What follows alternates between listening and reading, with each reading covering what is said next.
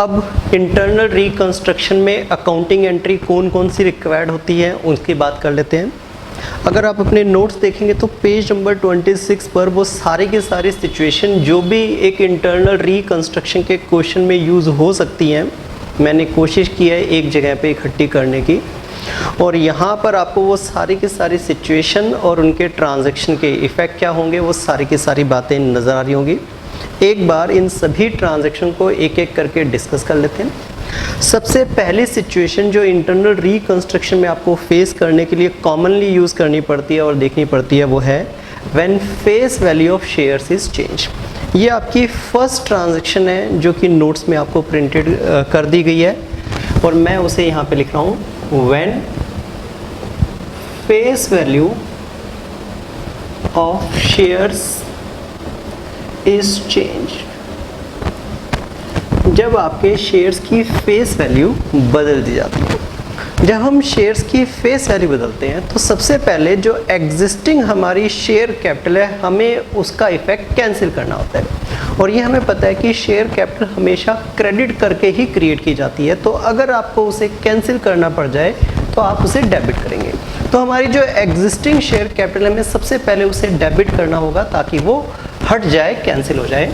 तो हमारी एंट्री इसमें होनी चाहिए शेयर कैपिटल अकाउंट डेबिट, जिसमें आपको ओल्ड जो शेयर कैपिटल है वो वाली वैल्यू वो वाले डिनोमिनेशन लिखने हैं, और इसके फ़ौरन बाद इसके बदले में न्यू शेयर कैपिटल क्रिएट करनी होगी, क्योंकि न्यू शेयर कैपिटल क्रिएट कर रहे हैं तो फिर से उसे क्रेडिट होना होगा, और फिर यहाँ पे फिर से टू शेयर कैपिटल ही लिखेंगे, लेकिन यहाँ पर नई वाली शेयर कैपिटल होगी, और मोस्ट ऑफ द टाइम आपको इसके बीच में डिफरेंस नजर आएगा। मतलब हमने ओल्ड शेयर कैपिटल 10 लाख रुपए की कैंसिल की होगी, लेकिन बदले में न्यू शेयर कैपिटल हम सिर्फ 6 लाख की ही इशू कर रहे होंगे। अगर मिसमैच होगा तो ये सारा का सारा मिसमैच एक रिकंस्ट्रक्शन अकाउंट डाल के उसमें रिकॉर्ड कर लिया जाएगा। इसे कैपिटल रीऑर्गेनाइजेशन अकाउंट भी बोल सकते हैं आप। तो मैं यहाँ पर जो एंट्री लिखूंगा डिफरेंस की वो रहेगी टू रिकंस्ट्रक्शन अकाउंट, और ये बैलेंसिंग फिगर के रूप में लिखी जाएगी। किसी क्वेश्चन में ऐसा भी हो सकता है कि ये बैलेंसिंग फिगर ना आए, मतलब 10 लाख रुपए की कैपिटल के बदले में हमने 10 लाख की ही न्यू कैपिटल इशू कर दी, तो फिर हमें कैपिटल रिकंस्ट्रक्शन या रिकंस्ट्रक्शन अकाउंट नहीं लिखना है और सिर्फ share capital to share capital old और न्यू की एंट्री बन जाएगी। ये सिचुएशन आपके नोट्स में फर्स्ट ट्रांजैक्शन में कवर होगी और बिल्कुल यही बातें वहाँ पर भी लिखी थी। फिर second situation when debentures are converted. Some time हम अपने डिबेंचर को भी कन्वर्ट करते हैं, क्वेश्चन में अगर ऐसा लिखा होगा तो आपको ये काम भी करना पड़ेगा। और दूसरी situation when debentures are converted. Convert करने का मतलब होता है अदला बदली करना। हम डिबेंचर को न्यू डिबेंचर में कन्वर्ट कर सकते हैं, हम डिबेंचर को न्यू शेयर में कन्वर्ट कर सकते हैं। कन्वर्जन पुरानी सिक्योरिटी के बदले में नई सिक्योरिटी को इशू करने को कहते हैं। तो क्योंकि डिबेंचर हम कन्वर्ट करने वाले हैं, सबसे पहले में एग्जिस्टिंग डिबेंचर को कैंसिल करना होगा, और डिबेंचर तो क्रेडिट होते हैं, लायबिलिटीज होते हैं, तो उन्हें कैंसिल करने के लिए डेबिट करना पड़ेगा। तो हम अपने जो भी ओल्ड डिबेंचर हैं, जो कि परसेंटेज डिबेंचर के नाम से हमारे बुक्स ऑफ अकाउंट में लिखे जाते हैं, ओल्ड, उनको डेबिट करके कैंसिल करेंगे। बदले में हम उनको जो न्यू डिबेंचर है परसेंटेज डिबेंचर वो इशू कर सकते हैं, या फिर शेयर कैपिटल भी इशू करनी पड़ सकती है। जैसा क्वेश्चन बोले वैसे आपको ये कन्वर्जन करना पड़ेगा, डिबेंचर टू न्यू डिबेंचर या old debenture to share capital. और इसके अंदर भी हो सकता है मिसमैच आ जाए। हो सकता है यहाँ पे आपके पास 10 लाख और यहाँ पे आप सिर्फ 8 लाख वैल्यू ही प्लेस कर रहे हो, तो अगर इसमें मिसमैच हो गया तो वो मिसमैच फिर से कहाँ चला जाएगा, रिकंस्ट्रक्शन अकाउंट में, और ये बैलेंसिंग फिगर के रूप में निकाला जाएगा। तो फिलहाल के एग्जांपल में ये 2 लाख। एक सिचुएशन लेकिन और भी हो सकती है, हो सकता है कि हम डिबेंचर को जितनी वैल्यू उसकी बनती है उससे ज़्यादा वैल्यू के नए डिबेंचर या शेयर ऑफर कर रहे हैं। इसके पीछे जो कारण है, वैसे तो कभी भी जितनी डिमांड होती है उससे ज़्यादा पैसे देने का, ज़्यादा वैल्यू देने का कोई लॉजिक, कोई रीज़न नहीं है, बट कई बार कुछ उनके अनरिकॉर्डेड बैलेंसेस होते हैं जिसकी वजह से डिबेंचर होल्डर को कुछ फालतू पैसा देना पड़ सकता है। फॉर एग्जांपल, उनका इंटरेस्ट एक्रूड हो गया है और हमने रिकॉर्ड भी नहीं किया था और अब उसकी भी पेमेंट की जा रही है 1 लाख रुपए, तो 10 लाख की बजाय हो सकता है आपको 11 लाख रुपए की पेमेंट करने के लिए क्वेश्चन में सीधा सीधा बोल दिया जाए। ऐसी सिचुएशन में क्योंकि लॉस हो जाएगा, तो ऐसी सिचुएशन में जो रिकंस्ट्रक्शन पहले हमने क्रेडिट किया था, अगर मैं वैल्यू ज़्यादा कर दूं, यहाँ पे 11 लाख रुपए वैल्यू कर दूं, तो लॉस के लिए यूज़ करना पड़ेगा और यहाँ पे रिकंस्ट्रक्शन अकाउंट बैलेंसिंग फिगर से डेबिट करना पड़ेगा 1 लाख रुपीज़। तो जैसी सिचुएशन होगी वैसे ही आपको सिचुएशन के अकॉर्डिंग एंट्री बनानी पड़ेगी। मेरी कोशिश है कि सारी पॉसिबल सिचुएशन आपको एक ही बार में मैं यहाँ पे कवर करा दूँ। चलिए, ये एंट्री आपको यहाँ पे मिल जाएगी। नेक्स्ट, अब उसके बाद व्हेन डिबेंचर्स आर पेड, अगर हम डिबेंचर की पेमेंट करने की बात करें, कन्वर्जन की जगह payment, when debentures are paid, अगर डिबेंचर को पेड भी किया जाए तो उनकी जो डिमांड है उसी को पे किया जाएगा, इसलिए एंट्री फिर से जो पहली थी उसी फॉर्मेट में आगे चलेगी और हमारी एंट्री होगी परसेंटेज डिबेंचर अकाउंट डेबिट। जो भी डिबेंचर हमारे ओल्ड हैं जिनको हमें पेड करना है उनकी वैल्यू को डेबिट करेंगे और ये पैसा ड्यू कर देंगे डिबेंचर होल्डर की तरफ, अमाउंट टू बी पेड, जितना पैसा आप उसे चुकाएंगे। बट ये बात पहले ही डिस्कस हो चुकी है कि ज़रूरी नहीं है पूरे पैसे दिए जाए, हो सकता है यहाँ पे 10 लाख है और हम देने वाले हैं 9 लाख रुपए, तो 1 लाख रुपए का जो मिसमैच है वो चला जाएगा फिर से रिकंस्ट्रक्शन अकाउंट में, जो कि बैलेंसिंग फिगर से निकाला जाएगा और एग्जाम्पल में फ़िलहाल ये फिगर फिर से 1 लाख होगी। और ये भी क्योंकि मैंने बता दिया ऑलरेडी कि आउटस्टैंडिंग बैलेंसेस की वजह से इसी एंट्री में एडजस्ट करने के लिए बोल दिया जाता है कि 10 लाख की बजाय उनको 10.5 लाख रुपए की, 11 लाख रुपए की पेमेंट करेंगे।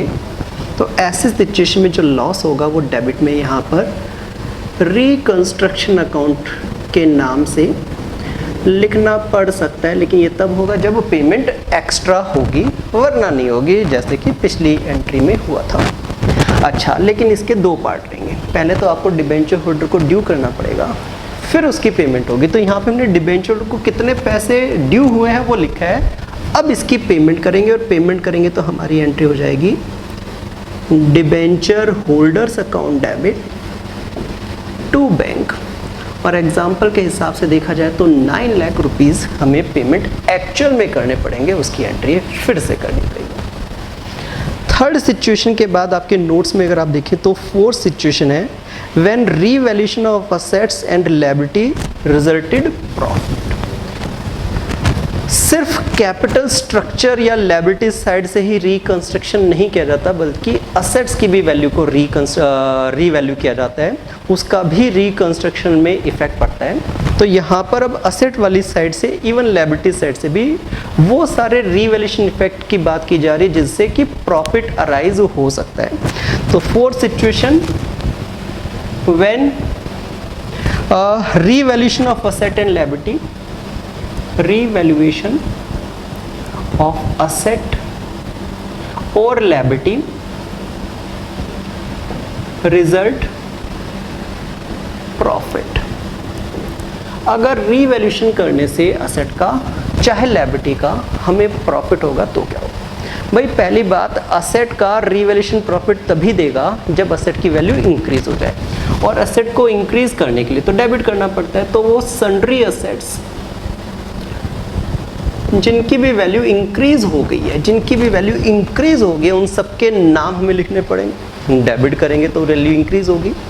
और जितनी भी लायबिलिटी जिनकी वैल्यू डिक्रीज हो गई है एक्सेप्ट सिक्योरिटी, जिनकी बात ऑलरेडी हो चुकी है उसके अलावा, लाइक क्रेडिटर्स हैं, आउटस्टैंडिंग एक्सपेंसेस है या कोई लोन है। ये जो अभी हमने बात किया वो सिक्योरिटीज की बात की है। इसके अंदर एक एविडेंस, एक डॉक्यूमेंट हम उसके होल्डर को देते हैं। जैसे शेयर होल्डर को शेयर सर्टिफिकेट दिया जाता है, डिबेंचर होल्डर को डिबेंचर सर्टिफिकेट दिया जाता है, तो वो हम एक्सचेंज करते हैं। लेकिन जहाँ पर इस तरह के डिनोमिनेशन यूज़ नहीं किए जाते, जहाँ पे ये सिक्योरिटी नहीं होती, वहाँ पर सीधा ही वैल्यू को अपडेट करना पड़ता है। अगर आप नोटिस करें तो देखो, मैंने पुराने शेयर लिए तो बदले में नए शेयर दिए, पुराने डिबेंचर लिए तो बदले में नए डिबेंचर या शेयर दिए। लेकिन जहाँ पर लायबिलिटी सिक्योरिटी फॉर्म में नहीं होती, वहाँ पर इस तरह की एक्सचेंज की एंट्री नहीं होती, केवल जितना प्रॉफिट हुआ है उतनी वैल्यू को डायरेक्टली यहाँ पर लिख दिया जाता है। तो अगर कोई लोन है कम हो गया, या आउटस्टैंडिंग एक्सपेंस है जिनकी पेमेंट नहीं करनी पड़ेगी, या क्रेडिटर के पैसे नहीं देने पड़ेंगे, तो वो सारी की सारी सन्ड्री लायबिलिटीज जिनकी वैल्यू डिक्रीज हो गई है। ऑब्वियसली असेट बढ़ने से और लायबिलिटी घटने से प्रॉफिट होता है, और असेट बढ़ती है तो डेबिट होती है, और लायबिलिटी घटती है तो भी डेबिट होती है। इन दोनों को डेबिट करेंगे और रिकंस्ट्रक्शन अकाउंट में वो प्रॉफिट जो भी टोटल बनेगा क्रेडिट कर दिया जाएगा। ये आपकी नोट्स की सिचुएशन नंबर 4 थी। देन इसका opposite situation number 5, when revaluation of asset liability results loss. अगर लॉस हो जाए, मतलब उल्टी बात, when revaluation of asset liability result loss. अगर हमारी एसेट की वैल्यू डिक्रीज हो जाए तो लॉस होगा, या लायबिलिटी की वैल्यू इंक्रीज हो जाए तो लॉस होगा। तो जितना भी ये लॉस हुआ उसके लिए फिलहाल किसको डेबिट किया जाएगा? रिकंस्ट्रक्शन अकाउंट को डेबिट किया जाएगा। और वो सारी की सारी सन्ड्री एसेट्स जिनकी वैल्यू डिक्रीज हो गई है उनके नाम, और वो सारी की सारी सन्ड्री लायबिलिटीज जिनकी वैल्यू इंक्रीज होगी है उनके नाम क्रेडिट कर दिए जाएंगे, जो सिंपली इस ऊपर वाली एंट्री का रिवर्स इफेक्ट है। और इसमें सिक्योरिटीज़ कवर नहीं होंगी क्योंकि सिक्योरिटीज़ ऑलरेडी पहले ही कवर हो चुकी है। फिर नेक्स्ट उसके बाद 6 situation for expense of reconstruction. ये सारा काम जब हम करते हैं तो उसमें हमारा खर्चा भी हो जाता है। ड्राफ्टिंग करानी पड़ती है सारे के सारे रिकंस्ट्रक्शन स्कीम की, कुछ और फॉर्मेलिटीज़ पूरी करनी पड़ती है, कंसल्टेंसी चार्जेस, बहुत सारे खर्चे इस पूरे काम में हो सकते हैं। इन खर्चों की पेमेंट करेंगे उसकी भी एंट्री बनेगी। तो नेक्स्ट सिचुएशन है फॉर एक्सपेंस ऑफ रिकंस्ट्रक्शन,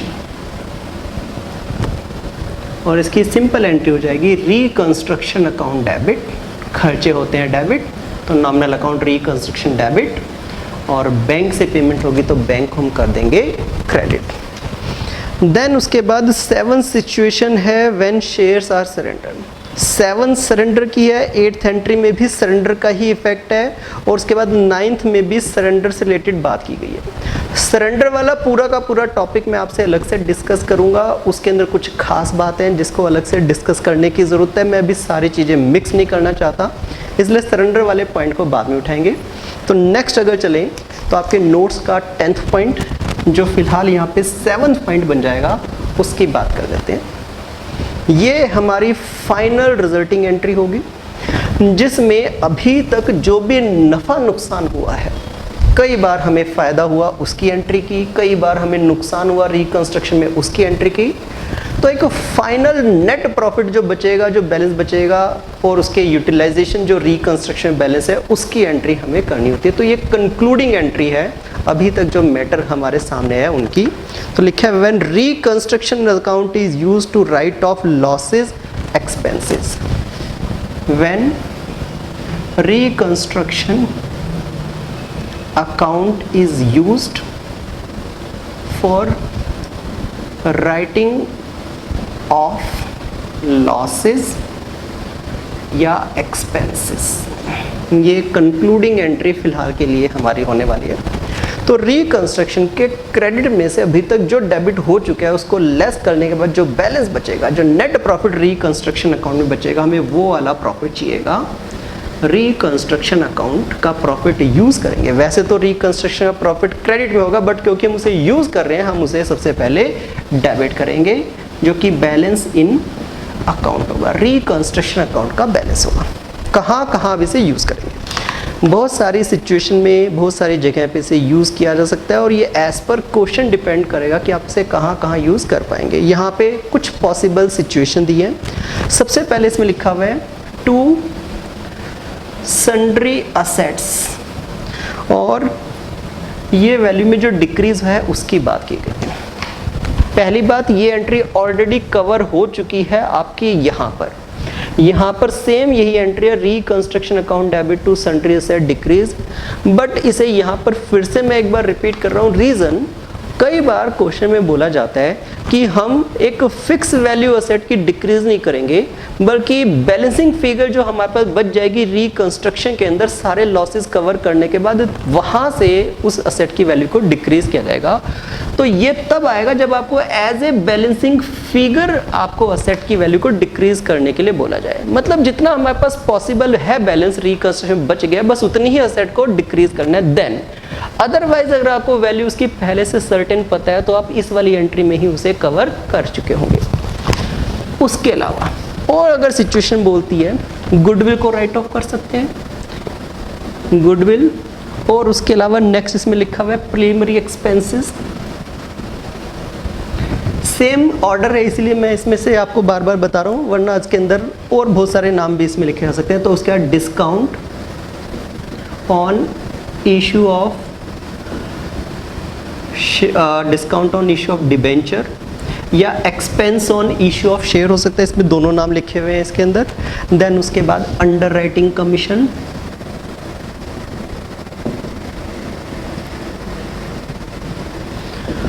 उसके अलावा इसके अंदर लिखा है डेफिसिट। डेफिसिट कौन सा होता है? अगर प्रॉफिट एंड लॉस अकाउंट में बैलेंस है तो उस बैलेंस को भी हम रिकंस्ट्रक्शन के इस बैलेंस से, इस प्रॉफिट से सेट ऑफ कर सकते हैं। मैंने इंट्रोडक्शन के अंदर शुरू में ही आपको बता दिया था कि एक बहुत बड़ा मेजर फैक्टर होता है रिकंस्ट्रक्शन में लॉस को कवर करना भी। तो यहाँ पर जो डेफिसिट है, जो आपके प्रॉफिट एंड लॉस का नेगेटिव बैलेंस है, वो भी कवर करने के लिए रिकंस्ट्रक्शन को यूज़ किया जा सकता है।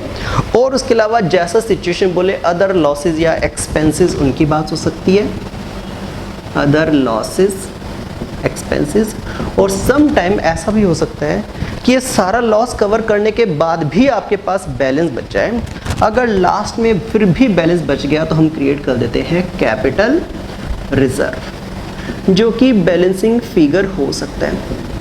और सम टाइम ऐसा भी हो सकता है कि आपके पास इतना सब कुछ कवर करने के लिए सफिशिएंट बैलेंस ही ना हो रिकंस्ट्रक्शन अकाउंट में। तो मोस्ट ऑफ द टाइम ऐसी सिचुएशन के अंदर ये जो डेफिसिट होता है उसको हम पूरी तरह से सेट ऑफ नहीं करते हैं। हम जितना परमिशन हमारे को होती है, जितना हमारे पास बैलेंस होता है, उतना तो सेट ऑफ कर लेते हैं और बाकी छोड़ देते हैं। तो डिफरेंट सिचुएशन में आपको डिफरेंट एंट्री जो मैंने यहाँ पे लिखी है करनी पड़ सकती है। एक क्वेश्चन में ज़रूरी नहीं है कि सारी सिचुएशन आपको एक ही साथ दी जाए। हो सकता है फर्स्ट क्वेश्चन जो करे उसमें सिचुएशन 1 हो, 2 हो और सीधा सिचुएशन नंबर 7 आ जाए। दूसरे क्वेश्चन में दूसरा कॉम्बिनेशन, तीसरे क्वेश्चन में तीसरा कॉम्बिनेशन, लेकिन मोस्ट ऑफ द टाइम इसी में से कोई जर्नल एंट्री आपको बनाने के लिए बोला जाता है। एक इसमें सरेंडर वाला पोर्शन रह गया, उसकी बात हम बाद में करेंगे। बाकी चीज़ें जो एक रिकंस्ट्रक्शन क्वेश्चन में होती हैं वो ये होती हैं। क्लियर है इतनी बात?